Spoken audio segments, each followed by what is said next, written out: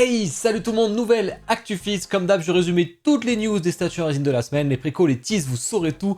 Je vous invite à me dire en commentaire votre top et votre flop de la semaine, ce que vous avez préco, ce que vous avez trouvé à chier. Ça me permet de voir un peu les tendances pour mon disque fixe demain sur Twitch. Allez, on attaque direct avec les précommandes manga. Petite semaine, ça va être très vite je pense cette actu. On a du Zoom Art Studio qui fait des fois du manga, hein, ça avec Evangelion, là on a du Jujutsu Kaisen, ils avaient fait du Yu Hakusho aussi. Une scène assez iconique du manga, alors fin saison 1 pour l'animé. Bon, on reconnaît vraiment bien sa pose à Yuji d'ailleurs, c'est ce que j'ai envie de leur dire là-dessus. Par contre au niveau de la composition globale, vraiment pas ouf, et quand on est sur ce genre de prix, on peut pas être sur du à peu près, sur du pas ouf, c'est quand même des sacrés budgets, faut quand même pas abuser sur ce genre de concept qui est...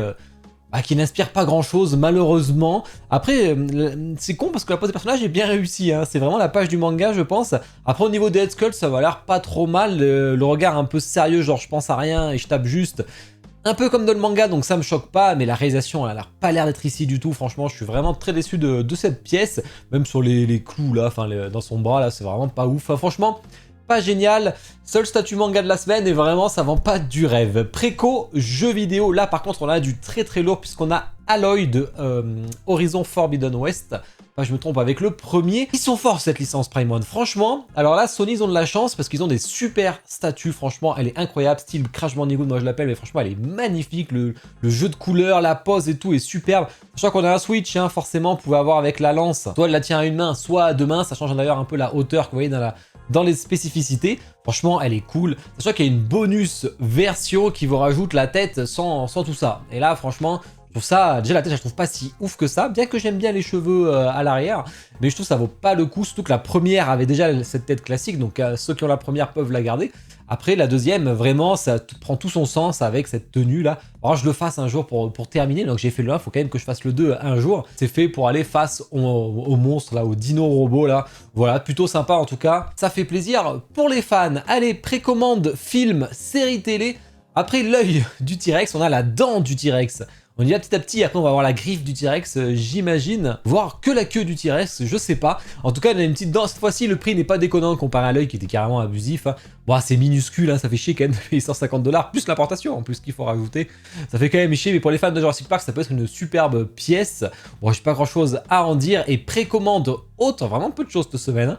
Là, on a un délire absolu, Michael Jordan, en T-pose, voilà, tant qu'à faire, T-pose. Alors là, c'est incroyable. Alors que le maillot des Bulls en rouge, c'est la version exclusive à 150 exemplaires, celle que tout le monde va vouloir, je pense. Après, il y a la version avec le maillot blanc, du coup. Je pense que moins de monde est intéressé, je crois que c'est l'extérieur, celui-là, le maillot. Hein. Moins de monde est intéressé par celui-ci, mais celui qui sera ouvert aux exemplaires, bon, la taille est abusée, hein, 2 mètres, plus de 2 mètres, franchement, ils abusent de faire ce genre de pose, là.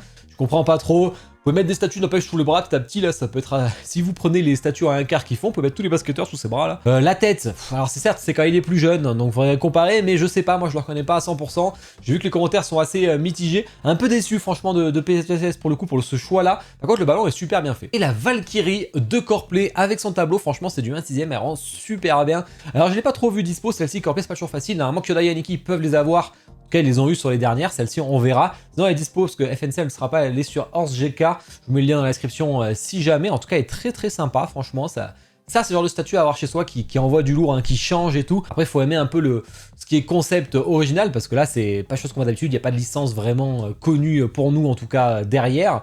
Mais c'est stylé que ce soit de près, la personnage est ultra badass et même le dragon. On a fait le tour des précos, on va passer au tease. J'ai dit que c'était rapide cette semaine. Bon comme d'hab, hein, je vous mets le lien affilié chez mon partenaire Kudaniki, n'hésitez pas à passer par là, hein, ça me soutient, ça me fait plaisir. Et au niveau du planning, on se retrouve demain pour un disque fixe avec 2 personnes qui ont commencé à collectionner depuis pas si longtemps que ça, mais qui ont déjà de sacrées collections, donc ça va être cool à voir. Jeudi on commence le jeu à polémique Stellar Blade, et rien ce week-end car oui je me marie donc je ne serai pas en live forcément. XM qui était complètement aux abonnés absents depuis plusieurs mois, il n'y avait même pas de nouvelles préco, parle enfin du shipping. Alors apparemment ils ont remanié un peu leurs usines, etc. Donc on aura le Venom Arise, la suite, hein, en mai 2024, le Wolverine en mai 2024, le Superman classique en juin 2024, l'Optimus Prime et le Megatron en juin 2024 et le Carnage absolu en juillet 2024. Mais d'avoir des nouvelles de XM, on va voir s'ils vont arriver à remonter un peu la pente au niveau des précos. Allez, on enchaîne avec les teases manga. Qu'est-ce qu'on a ici? La fin de prod, la Prime 1 de Jujutsu Kaisen, je vous rappelle c'était Sukuna et Yuji qu'on pouvait acheter séparés ou ensemble.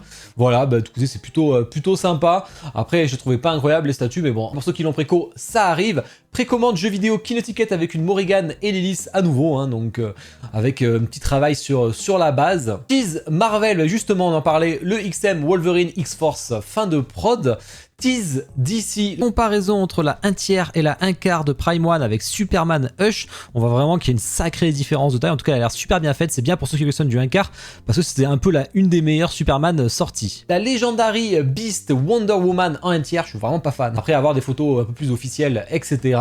Batman 1/3, la gamme de bustes qui continue dessus sur Twitter Red. Ça, c'est plutôt sympa. Après Doomsday Superman, là, le Batman arrive. Tease, film, série télé, The Howling en 1/3, toujours des teases, mais ça va finir par arriver en préco. Et Way Studio avec un diorama Optimus Prime Weapon Depot. Alors ça va être à mon avis gigantesque, un peu comme a fait Prime 1, plus de 100 cm. Après ils se font plaisir, sûrement plein de LED, plein de Switch, on verra ça. Et tease autre pour terminer. House of Gok qui tease une nouvelle Pascal Blanchy, je suis pas sûr que ce soit une statue, hein. Je pense que c'est un truc un peu particulier mais qui va être reveal de toute façon la semaine prochaine, donc on en reparlera à ce moment-là. Et Weta Workshop avec Kiss en 1/4, voilà, après il a annoncé en 10ème, ça y est, la 1/4 de Weta va pas tarder à arriver en préco. Et ben voilà. On a fait le tour des précos. Bon, c'était extrêmement rapide, il n'y avait pas grand chose cette semaine. Un peu de repos pour nos portefeuilles. On parlera de l'actu, bien entendu, demain en live, tous ensemble. Allez voir les unbox du week-end, hein. 2 Zelda. Je vais enchaîner les Zelda parce que j'ai fait pas mal de vidéos dernièrement. Surtout celui de dimanche qui est la meilleure statue de Zelda Tears of the Kingdom pour moi. Allez, je te souhaite une bonne soirée. Ciao.